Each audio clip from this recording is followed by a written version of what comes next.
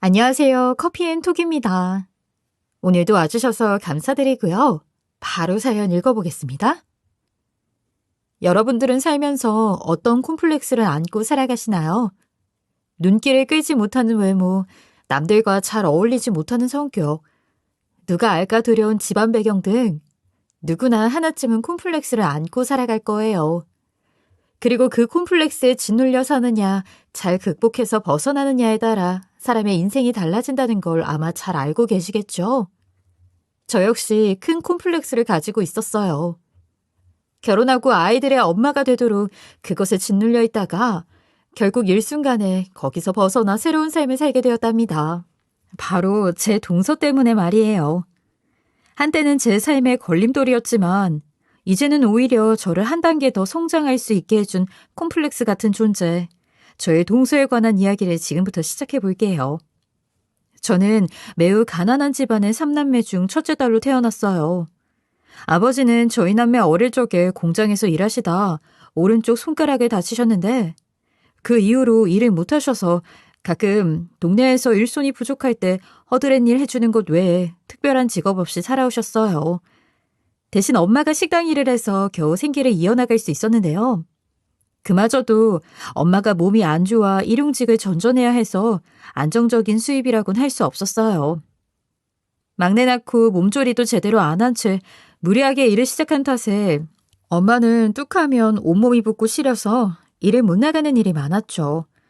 나라에서 나오는 지원금 몇십만 원으로 한 달 식비를 하고 엄마 아빠가 돈을 벌어오시면 그걸로 월세 내고 하면서 겨우겨우 버텨낸 세월이었어요. 다행히 좋은 주인집을 만나 가끔 월세 밀리는 것도 눈 감아주시고 쌀이랑 옷도 얻어 입고 해서 저희 삼남매가 그런 대로 살아갈 수 있었죠. 너희 아빠가 어릴 때 그렇게 공부를 잘했다. 동네에서 인물 났다고 할 정도로 그렇게 머리가 좋았는데 네 할아버지가 너무 일찍 돌아가시는 바람에 그 좋은 머리를 썩혀버렸지. 그때는 내 엄마가 어디 가서 돈 벌 일이 마땅치 않아서 남의 집 밭일 해주고 푼돈 벌고 가끔 잔치집 가서 일당 받아오고 하는 게 다였어. 할머니가 능력만 됐어도 니들 아빠 대학도 보내고 번듯한 회사 다니게 할 수 있었을 텐데 이 할미가 죄가 많다. 할머니는 가끔 저희 집에 들르실 때마다 이 소리를 하셨어요. 아빠를 닮아 늘 100점짜리 시험지를 가져오고 올백에 1등을 놓치지 않았던 저를 보면서 할머니는 안타까움을 숨기지 못하셨죠. 할머니가 해주실 수 있는 건 잘했다는 칭찬과 1,000원짜리 지폐 한 장을 동생들 몰래 저한테 쥐어주는 것이 전부였어요. 가난은 대물림 된다더니 할머니의 박복한 삶은 아버지에게 이어졌고 아버지의 안타까운 삶은 제게로 이어졌죠. 그렇게 제 미래가 정해져 있다고 생각하니 꿈도 희망도 품고 싶지 않았어요. 우리 집안의 대물림 공식대로라면 어차피 손에 잡을 수 없는 것들일 테니까요. 그래, 결국 포기하는 거니? 장학금 받으면서 다닐 수 있는 대학이 있을 텐데 여기서 포기하는 건 너무 아깝지 않겠어? 담임 선생님이 아깝다고 생각하실 만도 했죠. 다행인지 불행인지 그런 형편에서 자라면서도 어릴 때부터 쭉 수제 소리를 들어왔던 저는 고등학교를 졸업할 때까지 전교 1등을 놓쳐본 적이 없었거든요. 학원이나 과외 수업 한 번 못 받아봤지만 교과서를 최소 10번 이상 정독하고 성적 우수자에게 학교에서 주는 문제집, 인강 수강권 등 특혜를 살뜰하게 챙겨가며 공부에서 유지한 성적이었어요. 요즘 말로 가성비가 정말 뛰어난 공부를 했던 거죠. 어차피 대학 따위는 생각도 못할 형편이었지만 그렇게라도 안 하면 제가 왜 살아야 하는지 이유를 못 찾을 것 같았어요. 그래서 공부에 집착하고 또 집착했어요. 마치 게임 레벨을 올리듯 그저 자기 만족으로 공부를 한 것이죠. 그런 저를 부모님은 안타깝게 생각하셨지만 크게 말리거나 걱정도 안 하셨어요. 어차피 안 될 일이란 걸 저도 알고 부모님도 잘 알고 있었으니까요. 솔직히 성적도 우수했지만 취약계층이었기 때문에 유명 대학 중에서도 장학금을 지원해준다는 학교는 많지 않았어요. 하지만 당시만 해도 입학금에 생활비까지 혜택을 받을 방법은 없었죠. 등록금도 등록금이지만 당장 100만 원쯤 했던 입학금을 내지 않으면 등록 자체가 안 되는데 어디서 나올 구멍이 없었어요. 또 남은 동생들도 신경 쓰였죠. 저처럼 살까 봐요. 어떻게 해서든 돈을 벌어 동생들만큼은 돈 걱정 없이 공부할 수 있게 해주고 싶었어요. 그래서 결국 전 수능 시험을 보지 않기로 했습니다. 보고 갈등하느니 애초에 싹을 잘라버리기로 한 거죠. 이제 성인이 되었으니 돈을 벌어 동생들한테 맛있는 거 사주고 싶은 마음이 더 컸어요. 그래, 선생님도 네 생각 이해할 수 있을 것 같긴 해. 그래도 네 머리랑 성적이 너무 아까워서 가만히는 못 있겠다. 그래서 말인데 어차피 네가 일을 하고 싶다고 했으니까 말이야. 입주과의 일을 해보는 건 어떻겠니? 내가 아는 분들인데 정말 좋으신 분들이야. 거기서 애들 가르치고 너도 공부하면서 내년에 시험 다시 보는 건 어떨까? 선생님 생각에는 이거 너무 좋은 기회인 것 같은데. 제가 수능 시험을 포기하자 담임 선생님은 꽤나 안타까우셨는지 이런저런 제안을 해주셨어요. 그중에서 입주 과외 이야기가 가장 제 눈에 반짝이게 했어요. 초등학생, 중학생 두 아이를 가르치면서 한 달에 200만 원이라는 큰 돈을 받을 수 있는 기회였거든요. 스카이 출신 입주과외 교사가 아니라 절 선택한 이유가 아이들이 언니 같은 선생님을 원했기 때문이라는 점도 좋았어요. 그래서 선생님께 고민도 안 하고 바로 들어가겠다고 말씀드렸죠. 어머, 선생님이셨구나. 듣던 대로 우등생에 모범생이실 것 같네요. 어서 들어오세요. 쇳불도 단김에 빼랐다고 저는 졸업식도 하기 전에 한 푼이라도 빨리 벌고자 입주할 집에 들어갔어요.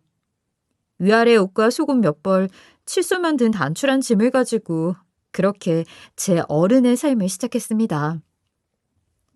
첫째는 중1인데 애가 주도적으로 욕심내서 공부하고 그런 스타일은 아니에요. 겨우겨우 반에서 5등 안에 드는 정도예요. 둘째는 초등학교 5학년인데 머리는 좋은 것 같은데 공부 쪽으로는 아직 큰 재능을 보이지 않네요. 들으셨겠지만 저희 부부가 A대 의대를 나왔거든요. 양가 부모님도 전부 같은 대학교 출신이세요. 둘 다 알아서 공부해서 대학 간 케이스라 솔직히 애들이 왜 조이를 안 닮는지 이해하기 힘들어요. 요즘은 공부하는 방식이 다르구나 싶어서 먼 조카뻘인 김 선생한테 선생님 이야기를 듣고 바로 소개해달라고 했어요. 그런데 이렇게 와주시니 저희는 정말 고마울 따름입니다. 저희 애들 좀 잘 부탁드려요. 불편하고 힘든 점 있으면 언제든지 말씀해 주시고요. 제가 들어간 집은 의사부부 댁이었어요. 두 분 다 국내 최고 대학병원에 계시면서 교수직까지 맡고 계신 분들이셨죠. 잘 몰랐는데 담임 선생님한테 말씀을 들으니 내과 산부인과에서 손꼽히는 국내 명의급 분들이라고 하셨어요. 그런데 생각보다 집도 평범한 2층 집이었고 두 분도 맘씨 좋은 동네 어른들처럼 인상이 참 좋으셨죠. 아이들도 부모님을 닮아 나이에 비해 순수하고 예쁜 아이들이었어요. 살갑고 정도 많아 금세 언니 하며 따랐죠. 그나마 둘째가 고집이 좀 셌는데 요즘 거친 아이들에 비하면 귀여운 수준이었어요. 드라마에서나 보던 단란한 가족의 모습을 보며 저는 알 수 없는 안정감에 저도 모르게 빨려 들어가고 있었어요. 저 아주머니, 제 사정 잘 봐주셔서 감사해요. 아이들하고 잘 지내보겠습니다. 큰딸이라 생각하시고 말씀 편하게 해주세요. 그렇게 의사부부 댁에서의 저의 삶이 시작됐어요. 아이들과 저는 2층에서 지내고 주인 외부는 아래층에서 생활하셨는데 워낙 일이 바쁘시다 보니 저희끼리 집에서 지내는 시간이 많았죠. 저는 빡빡한 학습 방식이 체질적으로 잘 맞지 않은 두 아이를 위해 저만의 자기주도 학습 방법을 전수해줬어요. 무리하지 않게 전 과목 골고루 매일 학습을 진행하고 아무리 피곤해도 밀리지 않게 그날 할 일은 반드시 끝내고 자는 방법이었죠. 아이들에게는 제 방식이 잘 맞았고 시간은 좀 걸렸지만 학습 습관이 생기면서 성적도 조금씩 나아지게 되었어요. 언니가 돈 잘 버니까 너무 좋다. 우리 이제 매일 치킨 먹고 살 수 있는 거야? 언니 부자 되는 거야? 의사 부부 댁 아이들만큼이나 제 동생들도 순수한 아이들이었어요. 한 달에 한 번씩 치킨을 사들고 집에 가면 그저 행복해했죠. 저도 그런 동생들을 보고 엄마 아빠에게 생활비 보태시라고 두툼한 봉투를 드리는 순간이 너무 행복했어요. 첫 봉투를 드리던 날 엄마 아빠는 뜨거운 눈물을 흘리며 말을 잇지 못하셨는데요. 그 모습을 보며 저도 속으로 눈물을 흘렸습니다. 이젠 엄마 아빠가 무리해서 돈을 벌지 않아도 될 만큼은 됐으니 제가 저희 가족 생계를 책임지게 된 셈이었죠. 집에 잘 다녀왔어? 부모님이 좋아하시지? 얼마나 대견하실까. 내가 다 눈물이 날라 그런다. 어느새 저를 편하게 대하기 시작하신 주인 네 분은 제가 처음 집에 다녀온 날 저보다 더 기뻐해 주셨어요. 특히 안주인인 교수님은 눈물까지 흘리시며 절 대견하게 바라봐 주셨죠. 네 공부도 잘하고 있지? 네가 잘 돼야 그게 진짜 효도야. 우리 애들 잘 봐주는 거 고맙지만 네 인생도 놓치면 안 된다. 알았지? 바깥어른인 교수님도 저를 진심으로 자식처럼 아껴주시며 잘 되기를 바래주셨습니다. 다른 건 몰라도 제가 인복은 정말 많구나 생각했죠. 그리고 또 한 번 그 인복을 느낀 일이 얼마 후 벌어졌습니다. 맞지? 지난번에 동창들 만나다가 네 소식 듣고 번호 물어봤었어. 그나저나 지금 통화하는 거 괜찮아? 모르는 번호가 뜨길래 얼떨결에 전화를 받았는데 아는 목소리가 들려왔어요. 목소리의 주인공은 고등학교 동창으로 친구들 사이에서 남자 1등으로 불리던 친구였어요. 2학년에 같은 반에서 1, 2등을 했고 학급 회장, 부회장을 맡았었기에 그 친구에 대해서는 잘 알고 있었어요. 성적도 성격도 비슷해서 잘 지냈었는데 졸업식에도 가지 않고 자격지심에 동창들하고는 아무하고도 연락하지 않고 지내다가 갑자기 생각지도 못한 친구가 연락을 해온 것이었죠. 혹시 너 쉬는 날이 언제야? 우리 한번 볼래? 내가 맛있는 거 사줄게. 쉬는 날이 얼마 남지 않았기도 했고 애써 잊고 살았던 친구라는 존재에 대한 그리움이 밀려오기도 해서 저도 모르게 그러자고 했어요. 그리고 전화를 끊었는데 심장이 쿵쾅거리고 얼굴이 발갛게 달아오르기 시작하더라고요. 그리고 다가온 쉬는 날 집에 들러 봉투를 전해드리고 일이 있다며 서둘러 집을 나왔어요. 오랜만에 본 동생들이 가지 말라고 뗐었지만 왠지 그날은 죄책감이 안 생기더라고요. 오히려 늦지 않을까 걱정하며 발걸음을 재촉했어요. 여기. 그렇게 오랜만에 남자 1등 친구와 커피숍에서 만났어요. 처음엔 세상 어색했지만 워낙 젠틀한 친구라 다정하게 근황도 물어보고 자기 얘기도 하면서 자연스럽게 편안한 자리를 만들어 주었죠. 그 아이는 명문대 경영학과에 진학했는데 누구보다 제 처지를 잘 알았기에 제 얘기를 꼬치꼬치 묻진 않더라고요. 학교 다닐 때도 느꼈지만 그런 어른스러운 태도가 좋게 보였어요. 그렇게 한 달에 한 번 정도 만나 맛있는 것도 먹고 영화도 보고 하다가 사귀는 사이가 됐어요. 넌 언제든지 다시 시작할 수 있어. 재수3 써는 애들이 얼마나 많은데. 언제든지 준비되면 수능 보면 되지. 넌 무조건 네가 원하는 삶을 살 수 있을 거야. 말만으로도 정말 든든했어요. 제가 외교학과에 관심을 보이자 자기네 학교의 커리큘럼과 전공서 목록을 구해오기도 했죠. 그렇게 소박한 만남이 이어지면서 그 친구는 군대를 다녀왔고 학교를 졸업하고 대기업에 취업하게 됐어요. 놀라운 건 그때까지 저는 의사부부 댁에서 아이들을 가르치고 있었다는 거예요. 집에 계속 돈을 보내고 싶기도 했고 정말 큰언니처럼 그 집 동생들이 좋은 대학에 갈 때까지 도와주고 싶었어요. 그리고 마침내 둘째가 A대에 합격하자 저는 8년 만에 일을 그만두고 그 친구와 결혼하기로 결심했죠. 이제 제 친동생들 등록금도 모두 해결했고 집도 전세로 옮기게 되었으니까 제 할 일은 다 했다고 생각했어요. 결혼한다고? 아이고, 축하해. 잘했다, 잘했어. 근데 너희들 사귄 지 오래됐는데 일부러 둘째 대학 갈 때까지 기다린 거 아니야? 여보, 안 되겠다. 우리가 미안해서 안 되겠어. 혼수는 우리가 다 해주자고.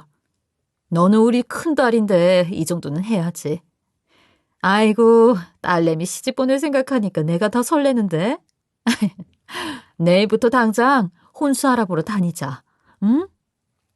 한사코 거절했지만 주인 내외부는 결국 제 통장에 5천만 원을 입금해 주셨고 신혼 가전 세트도 마련해 주셨어요. 너무 기우는 결혼일까 걱정하시는 저희 부모님 체면도 살려드리고 저도 꿀리지 않고 시집갈 수 있었어요. 퇴직금으로 받은 돈은 따로였는데 그 돈으로 부모님께 작은 빌라를 사드릴 수 있었죠. 이 은혜 절대 잊지 않고 평생 갚아야지 다짐하며 행복하게 결혼할 수 있었어요. 아이고, 우리 아들이 고등학교 다닐 때 맨날 전교 1등만 하는 여자애가 있는데 얼굴도 엄청 이쁘다고 그렇게 자랑하더니 결국 우리 며느리가 됐네. 네가 사정이 있어 공부는 길게 못했어도 네 실력 여기 모르는 사람 없으니 기죽지 말고 살아라. 너랑 아비머리 닮았으면 어떤 손주들이 나올지 벌써부터 기대가 되는구나. 시댁은 남편 성품에서 예상할 수 있듯이 안정적이고 화목한 곳이었어요.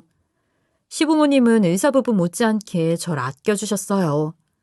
제 주변에 온통 따뜻한 분들만 있다는 것을 감사하고 또 감사하고 살았어요. 그리고 연년생으로 두 아이까지 생기면서 평범하고 안락한 결혼 생활이 이어졌죠. 남들처럼 살게 된 제가 신기하기도 하고 기특하기도 했어요.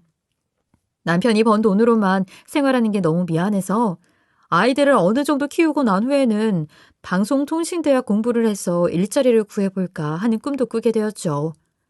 내일이 있다는 건, 내일을 꿈꿀 수 있다는 건 너무 행복한 일이라는 걸 하루하루 깨달으면서 살고 있었답니다.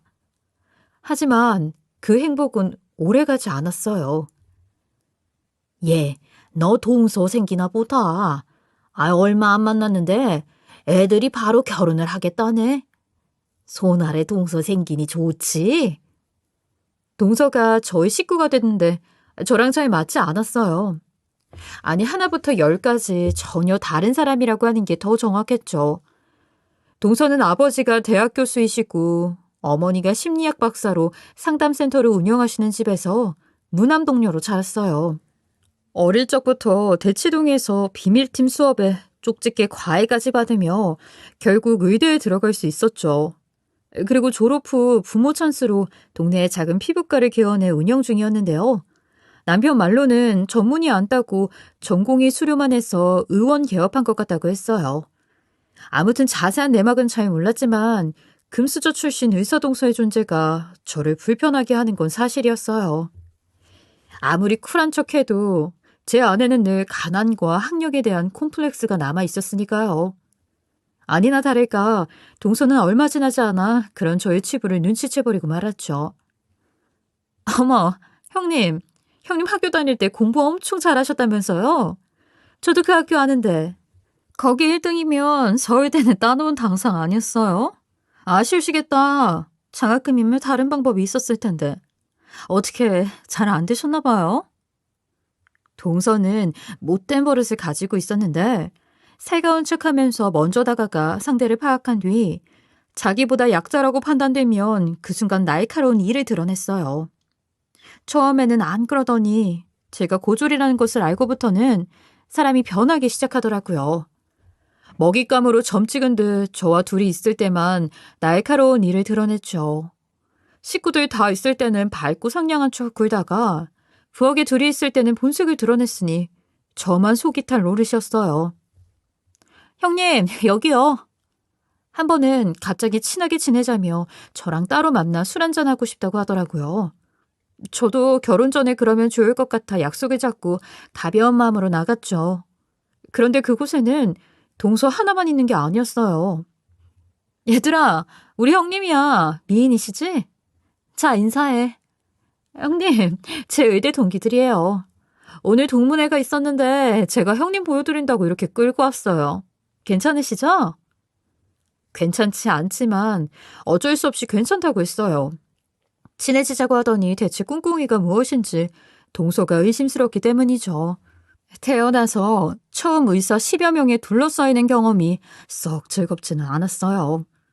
의학용어와 전문 지식이 난무하는 자리에 제가 끼어들 틈은 없었으니까요.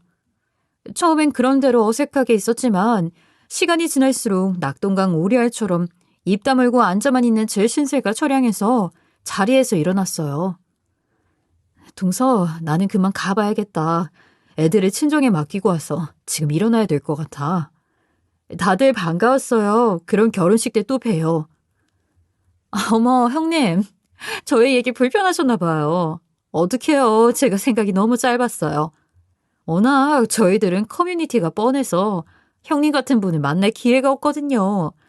그래서 형님이 한마디도 못 알아들으실 거라는 생각을 못하고 습관처럼 그만 일 얘기를 너무 했어요. 죄송해요. 아니야. 그럴 수도 있지. 암튼 난 갈게. 다음에 보자. 술 기운이 돌아서 그런지 부쩍 혀가 짧아진 동서를 두고 저는 서둘러 자리를 떠나려고 했어요. 그런데 그 순간 그렇게 피하고 싶었던 곳이 결국 제 눈앞에서 터져버리고 말았죠. 형님 같은 분? 왜? 너희 형님 혹시 문과셔? 아님 미대? 음대 출신인가? 형님, 제 친구들이 형님 전공이 뭐냐고 자꾸 묻는데 어떻게 할까요? 제가 말할까요? 뭔데? 뭐 엄청 대단한 거 전공하신 거야? 아, 그거구나. 로스쿨. 아니면 MBA? 모두 저만 바라보았고 동서 역시 취한 척 웃으면서 아무렇지도 않게 저를 보고 있었어요. 제가 그곳을 빠져나올 수 있는 길은 사실을 말하는 것뿐이란 걸 깨닫는 데는 오랜 시간이 걸리지 않았죠. 아니요, 저 대학 못 나왔어요. 그럼 저 먼저 일어나겠습니다. 예상했던 대로 분위기는 싸해졌고 그런 사람들을 등 뒤에 두고 한참을 걸어나가야 하는 제 자신이 너무 초라하게 느껴졌어요.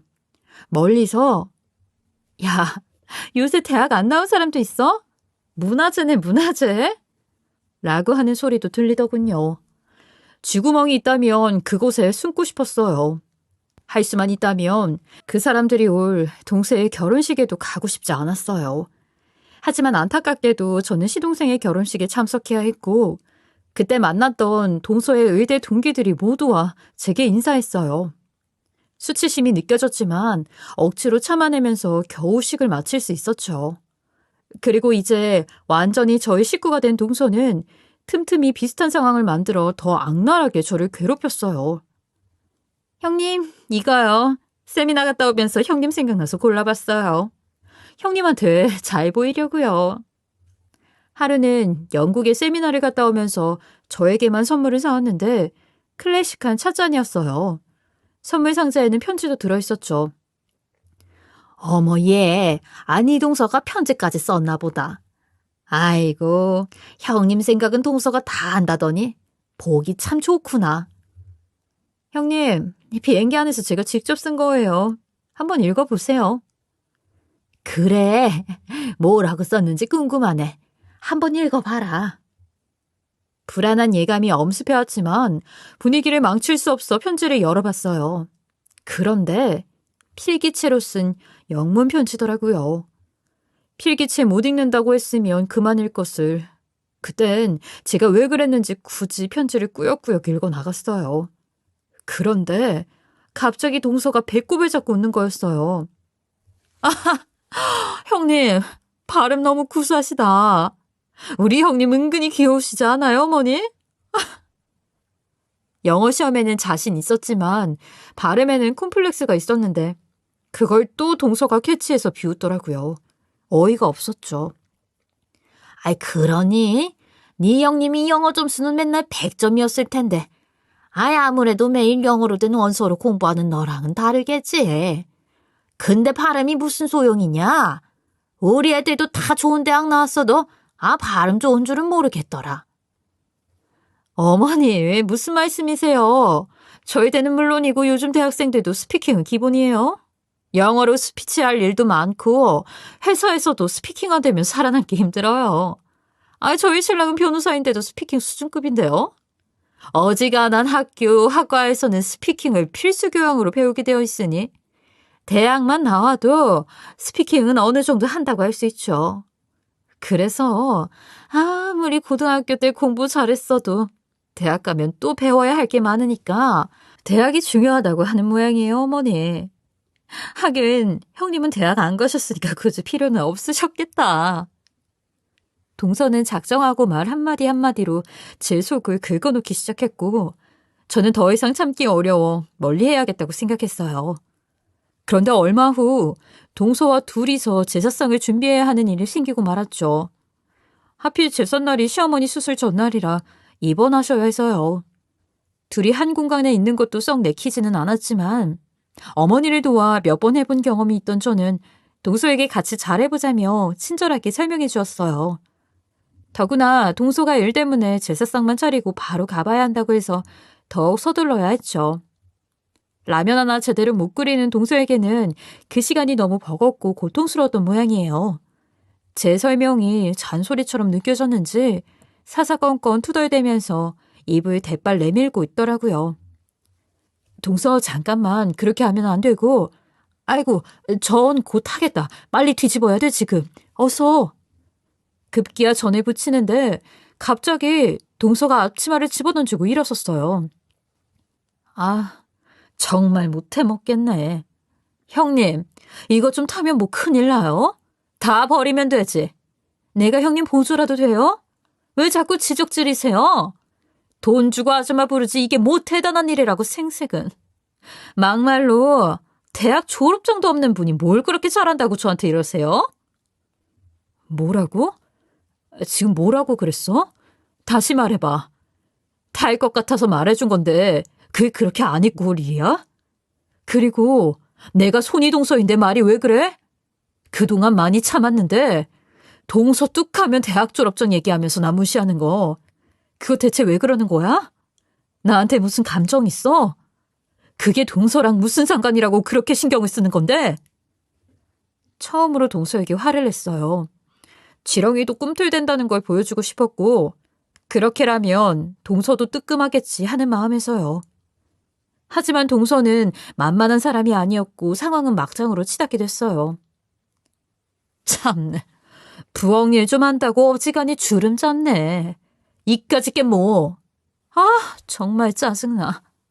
저런 사람한테 이런 꼴이나 당하고 나도 참. 동서는 역대급 막말을 시전하고 나가버렸죠. 저는 서러운 마음에 왈칵 눈물이 쏟아졌지만 도와줄 사람도 없고 제사를 미룰 순 없기에 혼자서 허리 한번 못 펴고 음식을 준비해 무사히 제사를 치렀죠. 그리고 다음날 어머니 수술을 앞두고 온 식구가 아침 일찍부터 병원에 집합했어요. 아이 그래. 너희 둘이서 제사상 차리느라 수고 많았다. 힘들었지? 둘째가 처음 해봐서 많이 고생됐겠다. 괜찮니? 어머니가 동서를 쳐다보자 당황한 동서는 어설픈 거짓말을 하기 시작했어요. 그게 제가 어제 체해가지고 음식 냄새를 맡기 힘들어서 많이 못 도와드렸어요. 형님 혼자 고생하셨죠? 아이고, 지금은 괜찮고? 조심해야지. 가만히 있어보자. 너 혹시 아기 생긴 거 아니니? 어머, 그럴까요, 어머니? 어떡해. 테스트 해봐야겠다. 저 떨려요, 어머니. 어머니 앞에서 또 여우로 변한 동서를 저는 차갑게 바라봤죠. 달라진 저의 눈빛에 동서도 당황한 듯 했지만 의사와 고저를 신분처럼 들먹거리며 끝까지 사과도 안 하고 적반하장으로 나오는 동서에게 더 이상 자비를 베풀고 싶진 않았어요. 그리고 얼마 뒤 의사 부부께서 오랜만에 연락을 주셨어요. 결혼 후에도 가족처럼 왕래하고 지냈었는데 몇 년 전부터 의사 부부와 아이들이 유학과 안식년 등으로 해외에 있던 터라 못 만나고 있었거든요. 정말 오랜만에 온 가족이 한국에 들어왔다는 연락을 받은 거였어요. 밥 한 끼 같이 하고 싶다는 말씀이 너무 반가워서 당장 주말에 가겠다고 하고 전화를 끊었는데 생각해보니 어제 목소리가 무겁게 느껴지더라고요. 무슨 일이 있나 싶었지만 일단 반가운 마음이 앞서서 동생들 줄 음식을 이것저것 마련하고 웰컴 꽃다발도 준비해서 의사부부 댁으로 갔어요. 이제 제법 잘 걷는 아이들도 데리고 말이죠. 아이고 내 새끼들 벌써 이렇게 컸니? 아이고 이뻐라. 어디 한번 안아보자. 아이들을 보자 온 식구들이 나와 제 아기 보느라 정신이 없었어요. 특히 의사부부 두 분이 진짜 손주 보듯이 눈에서 꿀이 뚝뚝 떨어지셨죠. 부모님을 따라 의대를 갔다가 갑자기 유학을 가게 됐던 첫째를 보니 그리움과 반가움 그리고 자랑스러운 감정이 밀려와 저도 모르게 와락 껴안게 되더라고요. 아이고 우리 째질이 이제 다 컸네. 이렇게 보니까 제법 의사 같은데 공부는 잘하고 있지? 안 힘들어? 근데 동생은 걔도 잘하고 있지? 별거 아닌 인사인데 온 식구들이 말을 잇지 못하더라고요. 뭔가 불길한 예감이 밀려왔는데 그때 둘째가 2층에서 갑자기 내려왔어요. 언니, 언니! 하면서 쿵쾅쿵쾅 달려와 저한테 안기더라고요. 그런데 제가 잘 있었냐고, 근데 왜 이렇게 살이 쪘냐고 어디 아프냐고 묻는데도 애가 대답은 않고 아기처럼 저한테 달려붙어서 결국 저를 넘어뜨리고 말았어요. 그제야 저를 일으켜 주시면서 의사부부가 어렵게 입을 때 사정을 이야기해 주셨어요. 사실 걔가 대학 들어가고 얼마 안 돼서 교통사고를 당했었어. 근데 사고가 너무 커서 너 그때 임신했을 때라 연락 안 했었다. 뇌 수술을 3번이나 하면서 죽다 살아났는데 결국 뇌 손상이 심해서 지능이 어린애 수준으로 떨어지고 말았어. 그렇게 똑똑하던 애가 지금은 이렇게 집에 있다. 우리가 얘를 한번 고쳐보려고 이 나라 저 나라 다니면서 치료도 받고 했는데 아무 소용이 없었어. 결국 우리나라에 다시 들어와서 마음을 비우고 재활치료 받고 있다. 저렇게 된 후로 아이가 너를 그렇게 애타게 찾았어.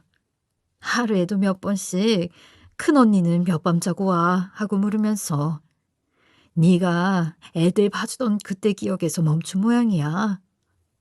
그 말을 듣자 저는 그 자리에서 오열하고 말았어요. 사실 둘째가 첫째보다 머리도 좋고 똑부러진 면도 있어서 로스쿨에 보내자고 할 참이었는데 대체 이게 무슨 날벼락일까요? 한참을 충격에서 빠져나오진 못하고 있다가 어떻게 해서든 동생을 도와야겠다고 생각했어요. 제가 할 일이 없느냐고 두 분께 말씀드리니 뜻밖의 제안을 해주시더라고요. 그래서 말인데 의대 동문회 부회장 자리를 네가 맡아주면 어떻겠니? 우리 부부가 회장직을 맡고 있는데 믿고 같이 일을 해야 할 인재가 필요해서 말이야. 우리한테 그런 사람이 너 이상 더 있겠니? 둘째 저렇게 되고 얘 같은 아이들 도와야 한다는 의사로서의 책임감 같은 게 생기더라. 그래서 장애 재활을 체계적으로 지원하는 사업을 하고 싶은데 동문회에서는 승인은 이미 떨어졌어. 성실하게 자금 관리랑 지원자 선정 같은 일을 할 실무자가 필요한데 아무리 생각해도 너만한 제목이 없어. 어떻게 우리 좀 도와줄 수 있겠니?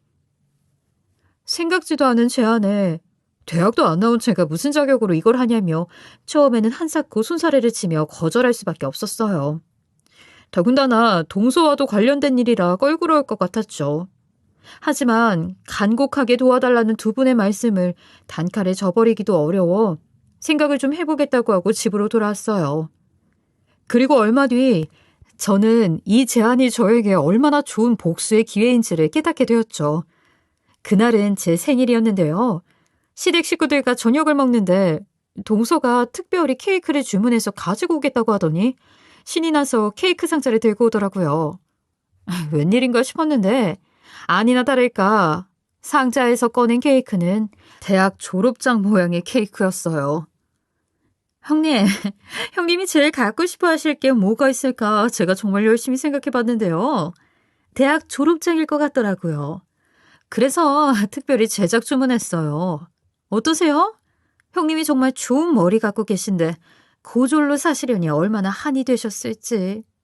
저도 조금은 이해할 수 있을 것 같아요. 얼마나 힘드셨겠어요. 저는 상상도 못하겠는데. 마음 같아선 제 거라도 드리고 싶은데 그럴 수도 없고. 그래서 케이크로 준비해봤어요. 제 맘 아시죠? 동서의 여우짓은 저의 분노를 들끓게 했어요. 그전엔 감정 싸움이나 하는 수준이었지만 그 케이크를 보며 한번 제대로 혼내줘야겠다고 다짐했죠. 그래서 생일 축하한다고 의사부부가 전화하셨을 때 부회장 자리를 맡겠다고 말씀드렸어요. 두 분 다 너무 좋아하셨죠. 두 분에게 이야기를 들은 것도 있고 결혼 전 동서 동기들을 만났을 때도 그렇듯이 그 동문회가 그들만의 세상에서 얼마나 중요한 모임이고 또 얼마나 큰 힘을 가지고 있는지 잘 알기에 제가 그 위에 서서 동서의 코를 납작하게 해주고 싶었어요. 그리고 드디어 다가온 동문회 날 의사부부는 공식적으로 저를 부회장으로 소개하는 첫 자리를 마련하셨죠. 동문들에게도 정식 인사도 하고 공식 임명장도 받는 날이었지만 제 신경은 온통 동서에게 쏠려 있었어요. 의사 부부와 같은 학교 동문인 동서를 만나면 어떻게 대할까? 내가 무대 위에 오르면 동서의 표정은 어떨까 하는 생각을 하면서 긴장감도 잊고 있었죠. 아니나 다를까 화장실에 갔다가 동서랑 마주쳤어요. 동서는 당연히 저를 보고 화들짝 놀라더니 처음엔 모른 척 하더라고요. 그리고 화장실 밖에서 기다리다가 나오는 저를 끌고 계단 쪽으로 가더니 당황한 본색을 드러냈어요. 대체 여기서 뭐 하는 거예요? 여기 아무나 오는 데 아닌데 대체 어떻게 들어온 거예요? 알바라도 해요? 대체 우리 학교 동문회에 고졸이 올 이유가 뭐가 있는 거예요? 말 좀 해봐요. 어이가 없었지만 말 같지도 않은 동서의 말에 저는 침착하게 대응했어요. 그저 아는 사람의 부탁으로 행사 좀 도와주려고 왔다고 했죠.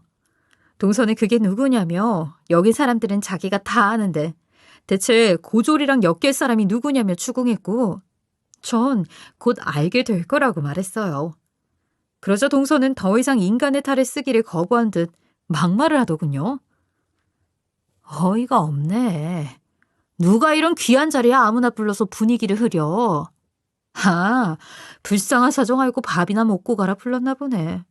그래, 그럴 수 있지. 그럼 실컷 밥이나 먹고 가세요. 내 눈에 띄지 말고요. 설마 무식하게 싸가고 그러진 않을 거죠? 악마가 있다면 저런 모습을 하고 있겠구나. 배울 만큼 배운 사람이 어떻게 저런 모습을 할 수 있나 기가 막혔지만 죄책감 따윈 한 톨도 남기지 않고 복수를 할 수 있게 되어 오히려 마음이 가뿐해졌죠. 그리고 동문회 자리가 무르익을 때쯤 저는 중요한 분들이 앉아 계신 앞쪽 자리에 명함을 돌리며 인사를 드렸어요. 저를 째려보고 있는 동서의 눈빛이 느껴졌지만 신경 쓰지 않고 있었죠. 대체 뭐 하는 건가 싶었을 거예요.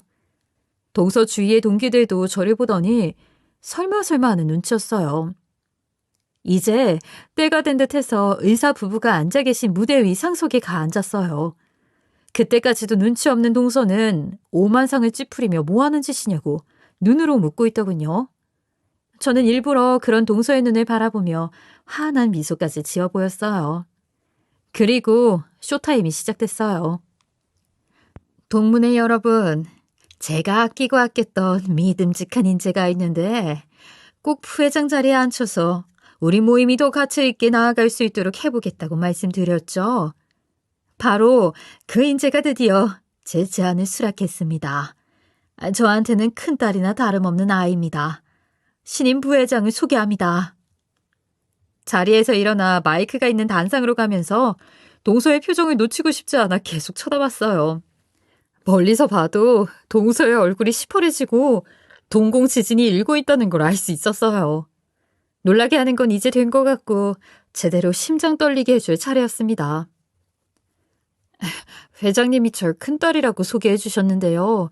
사실 저는 회장님의 딸이 되기에는 너무나 부족한 사람입니다. 왜냐하면 저는 고졸이거든요. 이곳에 모인 분들 중에 유일하게 대학 문턱도 밟아보지 못한 사람입니다. 그럼에도 불구하고 저를 이 자리에 임명해 주신 것은 제가 가진 탁월한 조건 때문일 겁니다. 그 누구보다 가난했고 그래서 희망을 가질 수 없는 삶을 살았기에 저와 같은 분들을 살뜰하게 지원할 수 있을 거라고 생각하셨을 거예요. 아픈데 돈이 없어 아프단 말도 할 수 없는 사람들. 그래서 남들에게 흔한 일상조차 사치는 사람들을 너무나 잘 알고 있습니다. 그분들을 돕고 희망을 선물하는 일을 할 수 있게 해주셔서 영광입니다. 저라는 존재 자체가 그분들이 힘겨운 재활을 이겨낼 수 있는 동기가 되기를 바랍니다. 깜짝 고백과 함께한 진솔한 제 연설에 객석에서는 뜨거운 박수가 쏟아졌어요. 의사 부부는 눈물까지 보이셨죠. 그리고 저는 복수의 칼날을 날카롭게 세워 다음 이야기를 이어갔어요. 사실 저는 의사에 대한 편견이 있었습니다. 이 말을 하자 객석은 순식간에 조용해졌고 모든 사람의 이목이 집중됐어요. 그리고 생일에 대학 졸업장 케이크를 선물한 의사 동서가 있다는 이야기를 꺼냈죠. 사람들이 술렁이기 시작했고 동서의 친구들이 일제히 동서를 쳐다봤죠.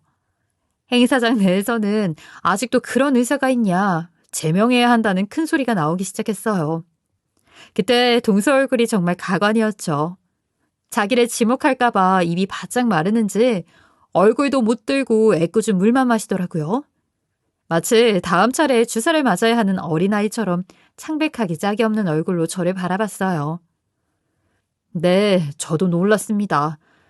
그 전까지는 저는 의사랑 회장님들처럼 다 저렇게 훌륭하고 인품이 좋은 분들만 있는 줄 알았어요. 그런데 제 동서로 인해 이 세상에는 존경받을 수 없는 의사도 있다는 것을 알게 되었죠. 제가 부회장이 된 이상 우리 동문회에서는 그런 의사가 한 명도 없게 하겠습니다. 동문회 가치를 떨어뜨리는 의사는 과감하게 자격을 되묻겠습니다.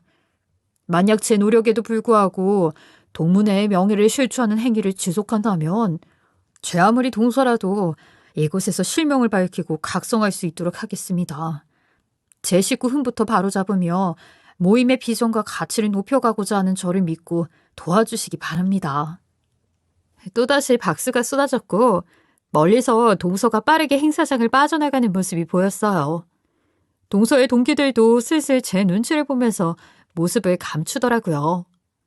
드디어 저만 알고 있던 동서의 추악한 인성이 수면 위로 떠올랐고 동서는 이곳에서 좋은 평판을 얻지 못하면, 아니 좀 더 정확하게는 저에게 밉보이면 의사생활도 끝날 수 있게 됐던 사실을 깨닫게 됐나 봐요. 형님, 부회장님, 설마 제 이름 밝히실 건 아니죠? 저는 그런 뜻으로 말씀드린 게 아닌데 형님이 상처받고 계신 줄은 정말 몰랐어요. 그래, 몰랐구나. 나 무시할 때마다 희열을 느끼는 것 같던데 아니었어? 무슨 소리세요, 형님. 정말 그런 거 아니었어요.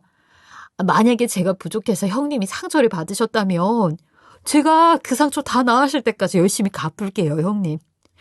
제발 노여움 푸시고 제 앞길 막는 일을 말아주세요. 네? 아참, 말이 나와서 말인데 어제 행사에서 다른 임원분들이 누군지 이름만 대면 다 아니까 자꾸만 알려달라고 하시더라고. 동서가 잘 해보겠다고 하니까 내가 지켜볼게. 근데 사람이란 게 그렇게 쉽게 변하는 게 아닌데 잘 될지는 모르겠어. 아무튼 바쁜데 병원에나 가봐.